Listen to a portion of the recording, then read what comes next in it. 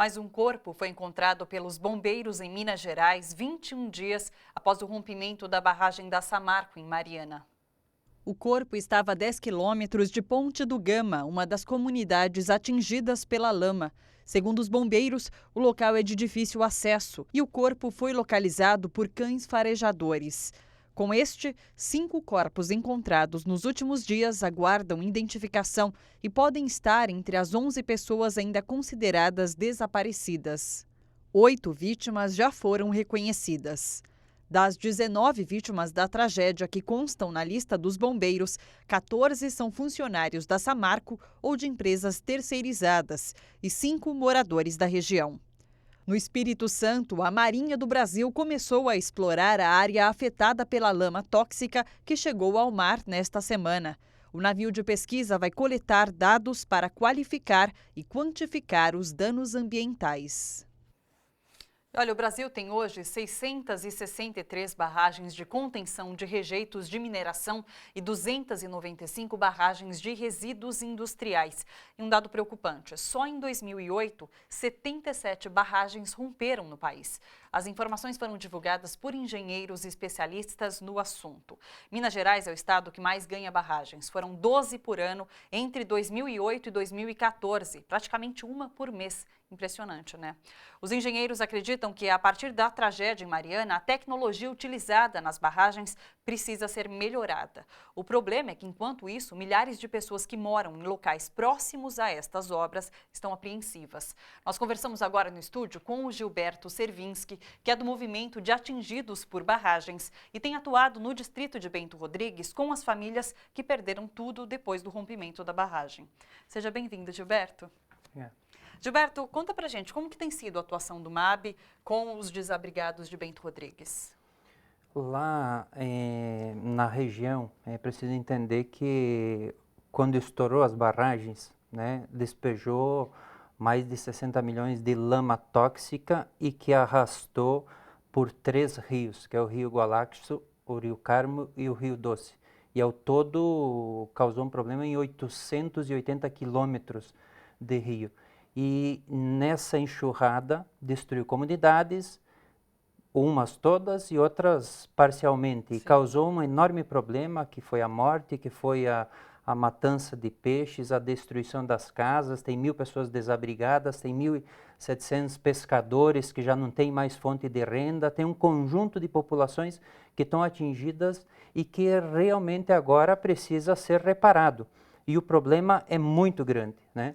Então, a nossa atuação é para organizar esse povo, para ele se unir e para lutar pelos seus direitos, porque a nossa experiência histórica do MAB, junto à população atingida por barragem, é que se essa população não se organizar e não se unir, acaba ficando na história apenas como vítimas e não se resolve a solução. Então, por isso, a melhor saída para as famílias agora é a organização, e é assim que o MAB tem atuado nesse momento, que é informar as famílias, é reunir as famílias para ter e garantir plena participação da população que está sendo atingida em toda aquela bacia do Rio Doce. O MAB tem mais ou menos 20 anos de atuação, né? E vocês atuam principalmente com atingidos de barragens hidrelétricas. Explica pra gente qual que é a diferença das barragens hidrelétricas para as barragens de mineração, como essa em Mariana. A forma de atingir é um pouquinho diferente, porque a população precisa, atingida por hidrelétrica, ela sai do seu território, da sua comunidade, para dar lugar ao lago. Nesse caso, é a lama que estourou e que foi atingida, mas as consequências são as mesmas. E quais são as consequências? É perda das áreas de terra, é perda do local de trabalho, é perda da casa, é a perda da fonte de renda e trabalho, e que no fundo afeta as famílias da mesma forma. E nesse caso aqui é mais problemático porque a lama da mineradora Samarco, né, é uma lama tóxica e que teve, além das perdas causadas para as comunidades atingidas, poluiu a água, matou todas as espécies, mais de 80 espécies de peixes morreram ao longo de todo o Rio Doce, que foi até o mar, que chegou depois de 15 dias a lama ao mar. Então, nesse caso, a população acaba sendo atingida muito semelhante ao que tem sido na questão das hidrelétricas e por isso que o problema é muito semelhante. Sim. Falando sobre a legislação, de uma forma geral, a legislação brasileira em relação às barragens, ela é boa? Para os atingidos, não. É péssima. Os atingidos têm sido vítimas da construção de barragens. Ela é boa para as empresas de energia elétrica, nesse caso, que a qualquer situação de desequilíbrio econômico, elas aumentam a conta de luz para aumentar a sua lucratividade. Basta ver o que aconteceu nas contas de luz. Nesse caso aqui da Samarco, ela é uma empresa que ganha muito dinheiro, inclusive com energia elétrica.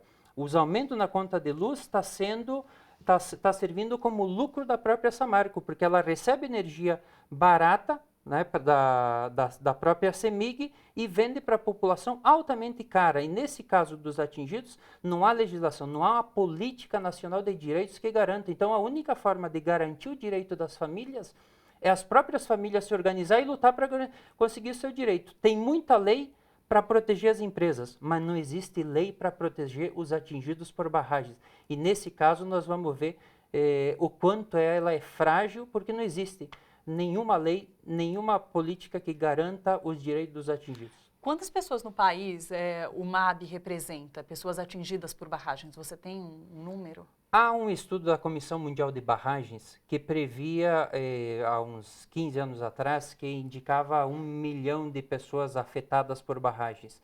Agora, no plano decenal dos próximos 10 anos, o plano prevê que vai se construir 34 barragens e vai se atingir 39 mil pessoas. Isso não é verdade.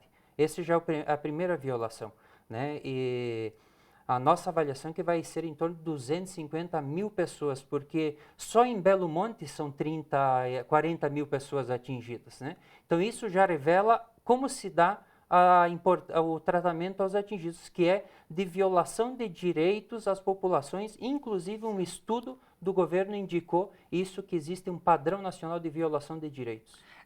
Existem barragens que oferecem risco, como essa aqui de Mariana, como que aconteceu? Existem várias no Brasil, e no caso de Minas é mais grave. A própria Samarco, ela tem mais uma outra barragem chamada Germano, que é 4 vezes maior da que estourou e que está com sério risco de estourar, porque a força que a lama está fazendo e a força do muro que contém é só 22% de diferença. Isso significa que o risco de rompimento, ela já tem rachaduras, é muito maior do que inclusive a que rompeu.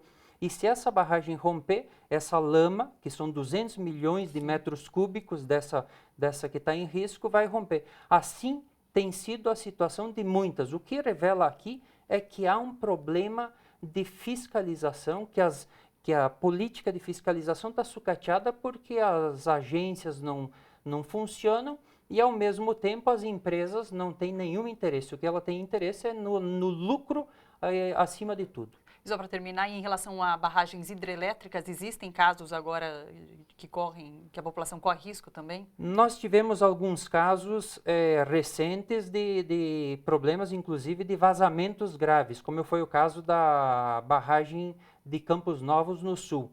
Agora está se comentando algumas questões em Rondônia, mas nós procuramos ter, quando nós for falar, procuramos ter uma certa confiabilidade. Então, por isso que é preciso ter um estudo mais aprofundado. Agora, é preciso saber que há um conjunto de barragens com problemas, né? Seja elas de mineração, seja outras, inclusive para geração de energia, e que a fiscalização, inclusive, é baixa. Sim. Obrigada, Gilberto, pela sua participação aqui e pelos esclarecimentos todos. Obrigada. Nós agradecemos.